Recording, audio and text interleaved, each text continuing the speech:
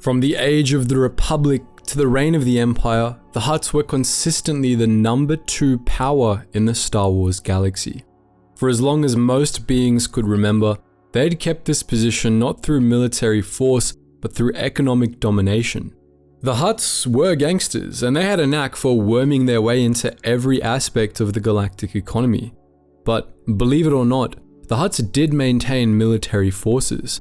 They had armies of slave soldiers at the ready should they need them, and those who traveled deep enough into Hutt space could even catch glimpses of bulbous Hutt warships bristling with guns and missile tubes. In this video, we're going to be taking a complete look at the military forces of the Hutts throughout their history.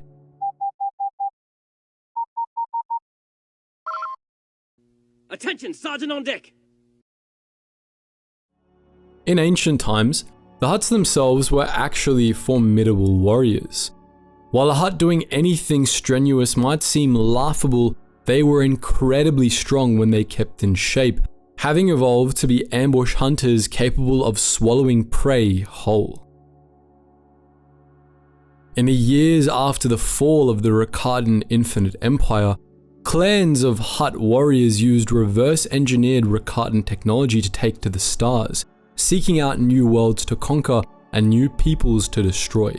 The warrior Hutts destroyed everything in their path, often literally crushing their enemies on the battlefield, and in the process, the Hutt clans carved out an empire for themselves. But as this early Hutt empire expanded, Hutt civilization began to change a little. Their conquests made the Hutts wealthy, and the Hutts started to prefer reveling in their wealth to doing the hard work of fighting for it. They began to adopt the hedonistic lifestyles their species would later be infamous for, spending their days feasting and enjoying the spoils of war. But this impacted their ability to be warriors, and thus to expand their empire and keep bringing in new riches. Some Hutt cavaliers tried to resolve this by building metal shells for themselves, nigh impenetrable sets of armor that moved about on treads, wheels, droid limbs, or repulsor lifts. These shells made Hutt warriors into living tanks, and they allowed Hutts to remain warriors without having to worry about staying in shape. But for the most part, the Hutts decided to just have others do the fighting for them. They stopped exterminating every species they encountered and started enslaving some instead, thus amassing armies of slave soldiers which they augmented with mercenaries and primitive battle droids. They began assimilating other species' military technologies, contracting the Sakians and other vassals to build their warships and superweapons for them. As a result, the Hutt Empire was able to continue its depredations unabated for 10,000 years, crushing every enemy it ever encountered, while the Hutts themselves sat back and lived lives of idle pleasure. Let's start by talking about the Hutts' battle droids. These were actually the first slave soldiers the Hutt Empire made use of, with the first primitive Hutt war droids built in the time before the Hutts had armies of slaves to deploy on the battlefield. These early war droids were very basic and were mostly replaced by mercenaries and slaves later on, but the Hutts continued to make use of battle droids throughout their history, from the time of the Hutt Empire to the modern era. The earliest Hutt war droids were enormous, heavily armored machines that lumbered around on 2 legs. They had 4 arms, 2 smaller ones for grabbing things and 2 larger ones tipped with built-in weapons, including beam tubes and grenade launchers. These droids were sluggish and unintelligent, but they were durable and well armed, so they often got the job done. Hutt war droids were effective on the battlefield, but they were unsuitable for defending capital ships and Hutt palaces, a task the Hutts instead delegated for thinner and more maneuverable security droids. These droids had body plans that evoked the Sluisi. Their upper bodies were humanoid, but they moved around on snake-like tails. They were pretty well armored and still had their weapons, a vibroblade and a beam tube, built into their arms. Security droids were as unintelligent as war droids, but they were nonetheless fairly effective. These ancient battle droids became obsolete long before the era of the films, but later generations of battle droids continued to see use in the armies of the Hutt Empire and even in the forces of the Hutt Cartel. During the Hutt Cartel's attempted conquest of Markeb during the Galactic Wars, the Hutts deployed numerous classes of battle droids to augment the mercenary armies they used to secure the planet. These war droids operated under the command of QO-99, a droid of unknown origin that served as a leader of the Specialists, one of the mercenary units the Hutts had hired. Some of the droids deployed on Markeb were humanoid battle droids of similar designs, most of which had been acquired by the Hutts or their mercenaries on the open market. These included the Mark M Guard droid and the Mark III combat droid. Most of the Hutt war droids instead followed non-human body plans, however. Some were tripedal, with long arms and hunchbacked postures similar to the later droidica. These included the Mark V and the Mark VIII Enforcer droids. There was also the ISO 5R battle droid, a quadrupedal war droid that vaguely resembled a Ronto but with heavy missile launchers strapped to it. During this era, the Hutts also employed a few other models of combat droids back home in Hutt space. Humanoid NS-7 Guardian droids and X-2R lookout droids were used for security on Nar Shaddaa, as were tripedal BT-3 guard droids, KL-2B battle droids, and EW-39 war droids. The Hutts also made extensive use of the bulky tripedal AR-34 Enforcer droid, nicknamed the Backbreaker, a tough and heavily armored class of war machine that the Hutts liked to use for debt collection. Backbreakers not only boasted built-in blasters, but also cortosis gauntlets, which allowed them to stand up to lightsaber-wielding foes. Even in the modern era, the Hutts made use of combat droids. During the Clone Wars, they were especially fond of the IG-86 Sentinel droid, and after the war's end, the Hutts bought up scores of decommissioned Separatist B-1 and B-2 battle droids for use as guards, enforcers, and foot soldiers. This wasn't the first time they made use of relics from past wars either. After the defeat of Zim the Despot, the Hutts had captured many of the Pirate King's infamous war droids, which were set up as statues in public places across Hutt space. These droids were still around by the time of the Empire, and though many believed that they were just empty shells, they were proven wrong during the Yuuzhan Vong War, when these ancient machines unexpectedly came back to life to battle the extragalactic invaders. Apart from battle droids, the Hutts made extensive use of mercenaries and bounty hunters. These were hired from all over the galaxy, and they were often among the deadliest of their kind, drawn in by the promise of Hutt riches. When the Hutts needed mercenaries for war, however, they tended to hire in bulk from specific species they had lasting influence over.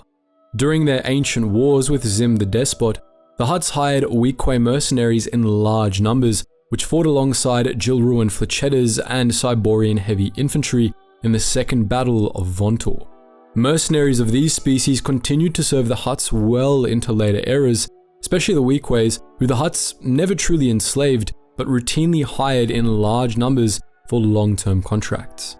Sakya and Zan and Nimbanels also served the Hutts from ancient days, though usually not as mercenaries.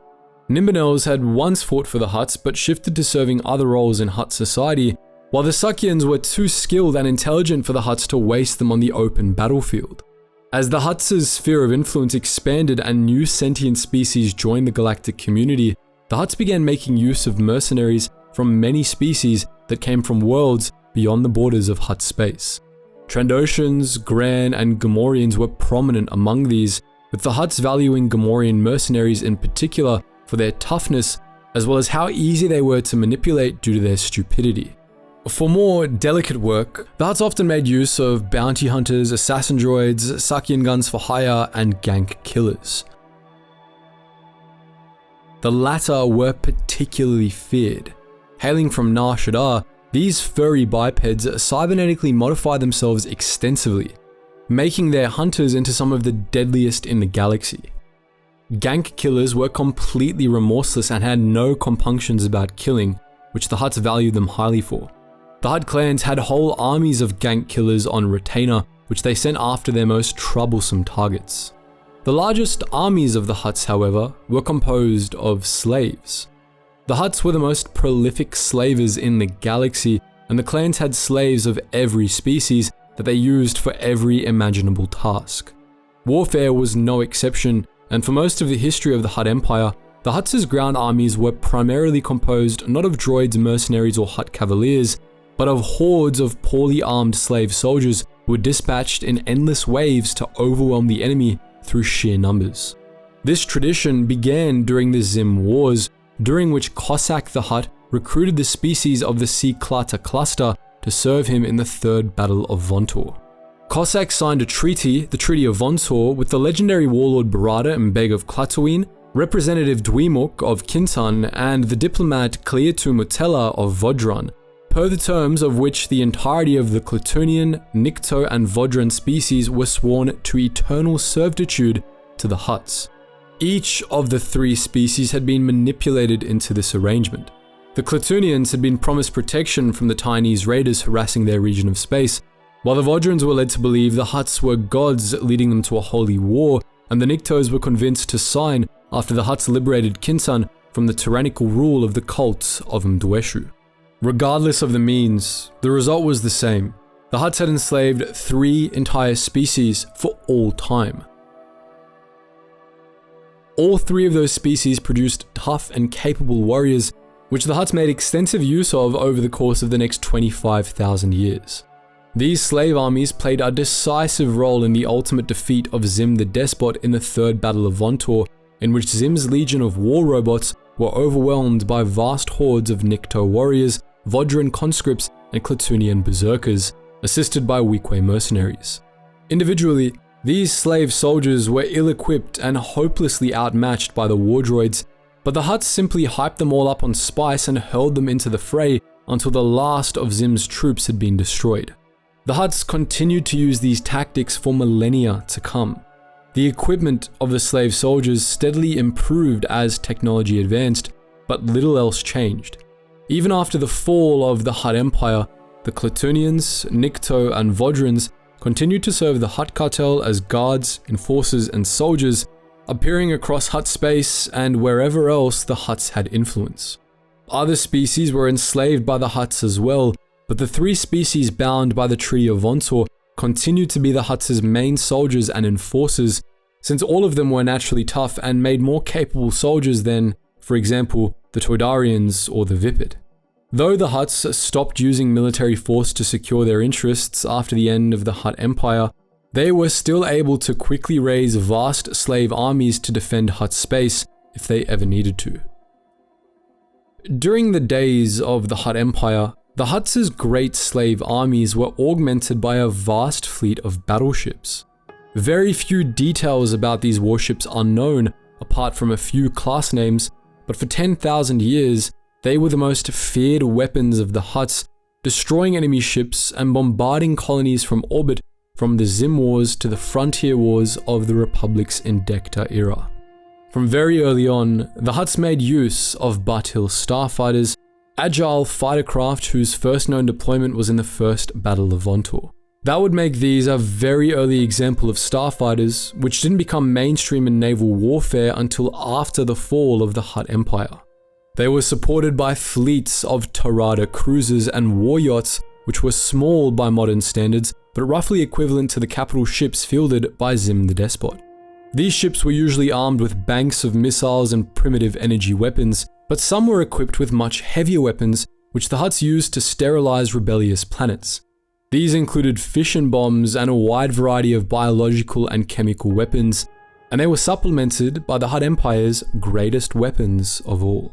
These were the Plain Chungas, enormous railguns built by the Sakyans on behalf of the Hutts in the Hutt Empire's early days. Plain Chungas lobbed asteroids at targets at extraordinarily high velocities, and while they were far too imprecise for use in naval warfare, that wasn't what the Hutts intended them for anyway. Plain Chungas were used to crack open planets, either shattering them entirely or completely destroying their ecologies. These fearsome weapons were the most powerful in the galaxy at the Hutt Empire's height, but fortunately for the Republic, the Hutts never got to use them in galactic-scale warfare. As we've already mentioned, the Hutt Empire didn't last forever, and when it fell, the Hutts' approach to naval warfare shifted. For reasons unknown, in 15,000 BBY, the Hutt Empire fell apart, descending into a brutal civil war known to history as the Hutt Cataclysms. All the Hutt clans went to war against one another at once, wasting their fleets and plane chungas against one another while their empire hemorrhaged territory. It culminated in the destruction of Val, the Hutts' homeworld, and it nearly destroyed the Hutts altogether. But the Hutts survived, albeit greatly weakened, and in the aftermath of the destruction of Val, their species had a moment of reckoning. This led to a shift in ideology, as the Hutts put the old ways of interclan warfare, conquest, and competition through military might behind them in favor of a strategy of economic competition and domination. This new philosophy, the philosophy of Khajidik, saw what was left of the Hutt Empire become the Hutt Cartel, which in the millennia that followed reclaimed much of what had been lost during the Civil War and then began a new age of expansion. The cartel absorbed new worlds into Hutt space and began to infiltrate the galactic economy, taking control of the criminal underworld and many sectors of legitimate business. As the Hutts made this shift, they downscaled what military forces they had left. Much of the Hutt Empire's military had been destroyed in the Hutt cataclysms, so there wasn't much of it left anyway. But the Hutts didn't demilitarize entirely. Their armies of slave soldiers, mercenaries, and battle droids were disbanded, but those who fought in them just became guards or enforcers for the cartel, spreading out across the galaxy to protect Hutt enterprises. The Hutts' fleet, meanwhile, remained largely intact, but the Hutts kept their remaining warships sequestered deep within Hutt space, guarding the borders of the Butana Hutta, the ruins of Val, and other systems the Hutts didn't want outsiders to visit. The most common Hutt attack craft were starfighters, which the Hutts deployed many varieties of.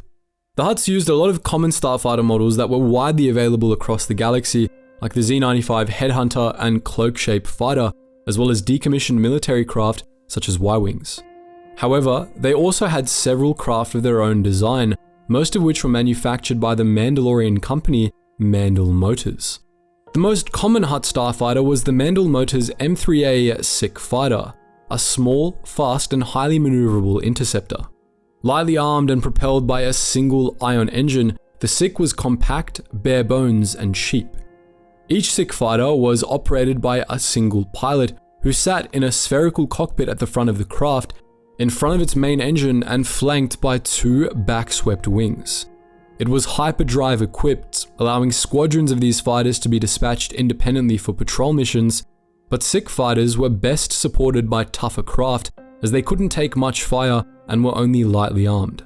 The weaponry on Sikh fighters was entirely customizable, which was how the Hutts preferred their starships.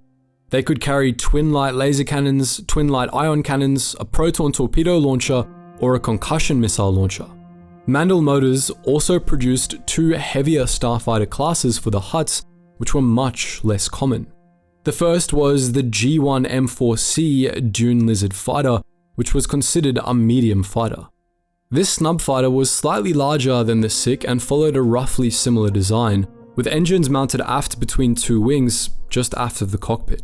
The Dune Lizard was another single pilot fighter, though it had an astromech slot as well and could carry a single passenger in a pinch. It was hyperdrive equipped, shielded, and more heavily armed than the Sikh, boasting a medium laser cannon on each wingtip and a variable yield warhead launcher. The Dune Lizard was about as fast and maneuverable as the Sikh, but it was more heavily armed and armored. There was also the M12L Kimogila Heavy Fighter, the toughest snub fighter in the Hutt arsenal. These heavy fighters were much larger and slower than the Dune Lizard or the Sikh, but they were much tougher, processing dense armor, powerful shields, and a fearsome weapons arsenal, which included two wingtip mounted heavy laser cannons, a concussion missile launcher, and a proton torpedo launcher. These fighters were operated by a pilot and an astromech droid, and they were designed similarly to the Dune Lizard in most other respects. As with the other Hutt fighters, the Kimogila was hyperspace capable, and it was deployed independently against hard targets by the Hutts. Alongside the Dune Lizard, the Kimogila could reinforce squadrons of Sikhs and operate independently against more powerful targets, and the Kimogila was also capable of serving as a bomber. The Hutts also made use of the Mandal Motors HH-87 Starhopper, a one-person craft designed for aerial and orbital patrol duties, though the Hutts also used them to threaten deaders. The Starhopper was an extremely agile, hyperspace-capable craft with a sled-like prow just below the cockpit, a pair of blade-like vertical stabilizers for atmospheric maneuvering, and 2 wings, which folded up when the ship landed. The Starhopper was armed with twin light laser cannons, which had a high rate of fire. The most powerful Hutt fighter was the M22T Crate gunship, yet another Mandel Motors product. This was essentially a much larger Kimogilla with even denser armor and more powerful shields. It was slower in real space than its smaller cousin, though its hyperdrive was actually faster, and it was operated by a crew of 2, a pilot and a gunner. The Crate had limited passenger space, able to carry 2 people apart from the crew. Most of the time, this was used for hauling prisoners. These gunships were also very heavily armed, boasting 2 heavy laser cannons, 3 medium ion cannons, and a concussion missile launcher.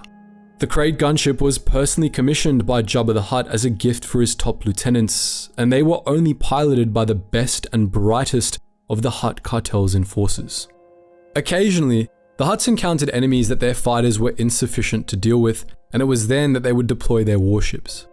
However, even when Hutt warships were seen, they were usually only the smaller ones, which saw use across Hutt space, if uncommonly. These were a mix of corvettes, frigates, and more unique craft, and most were manufactured by Ubrikian Industries, a major mid-rim manufacturer which had long been under Hutt domination. The smallest of these was the IPV-1 System Patrol Craft, a small ship originally produced by Republic CNR Systems, later CNR Fleet Systems. These ships were originally made for the use of the Republic and the Empire, but many wound up in the hands of third parties, including the Hutts.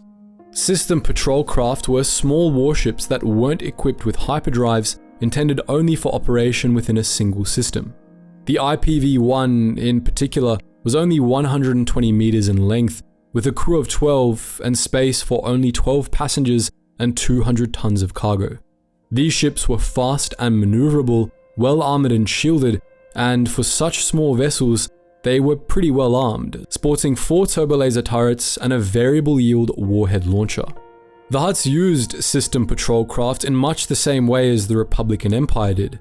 They interdicted and eliminated minor threats within key systems, keeping the major space lanes of Hutt territory safe, at least for the Hutts. The smallest proper hyperspace-capable capital ship operated by the Hutts was the Marauder-class corvette, another CNR craft made for the Republic and Empire that wound up in the hands of many third-party organizations. The Marauder was only a little bigger than the IPV-1, and it had a sleeker space frame, looking more like a starfighter than a capital ship. But its appearance was deceiving, and the Marauder wasn't only a true capital ship, but a highly effective one. It was agile, well-armored and shielded, and armed with 8 dual turbo lasers, which had a variety of firing arcs, as well as 3 tractor beam projectors for capturing smaller craft. For a corvette, it required a pretty huge crew of 177 souls, and it could also carry 80 troops and 300 tons of cargo. Additionally, unlike the IPV-1, the Marauder had starfighter hangars with carrying capacity for 12 fighters, 4 shuttles, and 2 landing craft. Another, more unique corvette in the Hutt arsenal was the Ubrikian Minstrel-class space yacht. This ship was primarily intended as a transport, essentially a spaceborne version of the sail barges many Hutt crime lords owned, but the Minstrel was so heavily armed and armored that it could function as a warship as well. At 160 meters in length, these ships were smaller than the Marauder corvettes sometimes used by the Hutts, but they had much stronger armor and shields, and their weaponry was comparable, as each Minstrel boasted 6 light turbolasers, 6 medium ion cannons, and a tractor beam projector. Their crew requirements were also far smaller, as each yacht required just 37 crew members, and each Minstrel-class space yacht could also carry 75 passengers and 90 tons of cargo. Minstrel yachts were even equipped with starfighter hangars, which could carry 6 fighters and 2 shuttles. These ships were also quite fast, allowing them to ferry Hutt crime lords between planets efficiently and rapidly respond to hostile intruders in Hutt space. The largest Hutt warships ordinarily seen by visitors to Hutt space were frigates, which the Hutts had two different Ubrikian-made models of. The first was simply known as the Ubrikian frigate, and it was designed to protect Hutt shipping lanes. The Ubrikian frigate was 250 meters long, well-armored, shielded, and reasonably fast, with a powerful Class 1 hyperdrive. The frigate required a crew of 81 and could carry 40 Hutt enforcers as passengers, and depending on configuration, it could carry 300 tons of cargo or a small wing of starfighters. The Ubrikian frigate was armed with a total of 20 powerful escort quad laser cannons, allowing it to handle anything smaller than a dedicated cruiser. There was also the Cossack class frigate, a powerful warship custom made for the Hutts by Ubrikian, named after the legendary Hutt general who defeated Zim the Despot. These powerful capital ships were designed to defend Hutt interests against the cartel's rivals, and they were similar in size to the other Ubrikian-made frigates used by the Hutts. The Cossack class frigate was shielded and decently maneuverable, with a crew of 975 and bunks for 90 passengers. It could carry 8 of the lighter Hutt starfighters and 4 heavier fighters or bombers, as well as 3 shuttles. The Cossack was also the most heavily armed of the Hutts' small warships, boasting 12 medium turbolaser batteries, 12 twin light laser cannons, 4 twin medium ion cannons, and 2 powerful tractor beam emitters. But while the Cossack was the most powerful Hutt warship most outsiders would see, the deepest reaches of Hutt space were guarded by fleets of much larger vessels, which were owned and operated by the Hutt cartel itself. Administration of these fleets was divided up between the different clans, but during the movie era, the bulk of the Hutt fleet was controlled by Clan Quinalak, a conservative and heavily armed clan led by Marlow the Hutt that used its control over the fleet to maintain power in Hutt space. Quinalak and the other clans assigned to the defense fleet commanded warships much larger than the frigates and corvettes seen elsewhere in Hutt space, many of which were ancient, bulbous designs with no known classification. Some of the Hutts' larger warships were, again, of common starship classes commonly seen all over the galaxy, most notably including the famed Dreadnought-class heavy cruisers, formidable warships designed for the Republic and used heavily by the Empire. Built by Rendili Stardrive, the Dreadnoughts were simple 600-meter-long warships vaguely based on old Mandalorian designs. They were slow, and their power generators were notably inefficient, as was their computer systems, to the point that it took an absolutely absurd crew of 16,000 souls to operate just one Dreadnought at full strength. For all their inefficiencies, however, Dreadnoughts were quite powerful. They could carry 3,000 troops and 9,000 tons of cargo, as well as 12 starfighters and several shuttles. They were densely armored and heavily shielded, able to withstand barrages from much larger vessels. Most importantly, they were heavily armed, boasting 10 medium turbolaser batteries, 20 light quad turbolasers, and 20 heavy laser cannons, and they were often upgraded with added point defense batteries, ion cannons, and/or missile batteries. The Hutts maintained few dreadnoughts in their fleet, however, which mostly consisted of Hutt warships, many hailing from ancient design lineages. The Azure class heavy cruiser, a dreadnought equivalent seen during the Cold War, was an example of this. These ships were long and angular, shielded and bristling with many weapons. Their exact complement was unknown, but they were powerful enough that Mandalore the Vindicated claimed one as his flagship over contemporary Mandalorian warships. The Azure class heavy cruiser was seen in action during the conquest of Makeb, during which the Hutts deployed around 30 of them to blockade the planet. The largest Hutt vessels were classified as dreadnoughts by their owners, though it's unknown if this meant they were dreadnoughts on the Anaxis War College scale, which would mean they were greater than 5 kilometers in length. An example of such a dreadnought was the Azalis class Hutt dreadnought, another Cold War era warship. This vessel was absolutely massive, and we know very little about it, since the only one we've ever seen was heavily modified, disarmed, and converted into the space station Port Nowhere. It appeared to follow a similar design scheme to the Ajor-class heavy cruiser, being very long and angular, but nothing about its capabilities is known. Lastly, there was the Dorbula-class warship, another massive vessel manufactured during the Galactic Civil War. This ship was rarely seen, used to guard the Butana Hutta in the heart of Hutt space, and the only thing known for certain about it is that ships of the class were built on Nal Hutta itself, in the massive Guaja shipyards south of the planetary capital of Bilbusa. For thousands of years, the Hutts' fleet remained sequestered in the deepest reaches of their territory. Even as first the Republic and then the Empire fell, the Hutts continued to operate as they always had, following the philosophy of Khajidik and keeping their military might in their back pocket.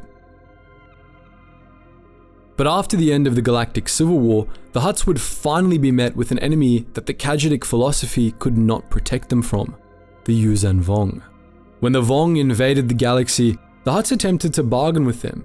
They negotiated a peace treaty with the invaders, according to which the Hutts gave the Vong slaves, supplies, and allowed them to use one of their worlds as a staging ground, in exchange for which the Vong would leave the Hutts alone and inform them of which systems they were attacking.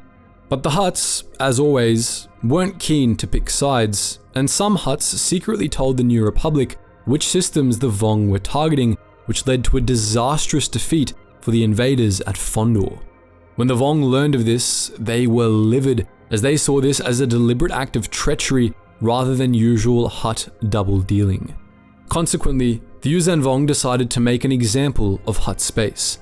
They established a blockade of Nal Hutta and Nar Shaddaa, which they bombarded from orbit, laying waste to the smugglers' moon and destroying many of the Hutts' palaces, killing a great many Hutts in the process. The surviving Hutts were forced to flee Hutt space entirely, relocating to Tatooine and other worlds in their former sphere of influence, while the Vong cut a swath all through Hutt space, devastating the entire region. After the end of the Yuuzhan Vong War, however, the Hutts were able to return home, and they rebounded surprisingly quickly. For reasons unknown, Vong forming seemed unable to permanently affect any of the Hutt worlds, and though the invasion had dealt the Hutts a serious blow, they were still the rulers of the galactic underworld. As a result, Hutt space soon returned to how it was before the war, but the Hutts themselves underwent a major civilizational shift. The Yuuzhan Vong War showed the Hutts that economic control wasn't everything, and while they continued to hold to the philosophy of Khajidik, in the aftermath of the Yuuzhan Vong War, the Hutts began to remilitarize. New Hutt warships took to the space lanes, many named after ancient vessels of the old Hutt Empire, plated in gleaming chrome and bronzium and ornamented with red solar sails.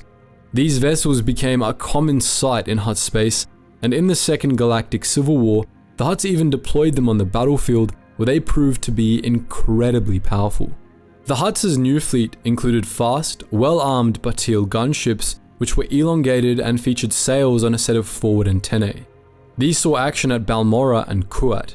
They were supported by larger Tyrande cruisers, one of two light cruiser classes designed for the new Hutt warfleet. The Tyrande was a fast-moving attack cruiser, while the other was more of a carrier. The largest of the new Hutt warships were 800-meter-long Chalandian heavy cruisers. These were sometimes armored in bright chrome, and they bristled with turbo lasers and missile batteries. Their shields were weak, but their armor was incredibly tough.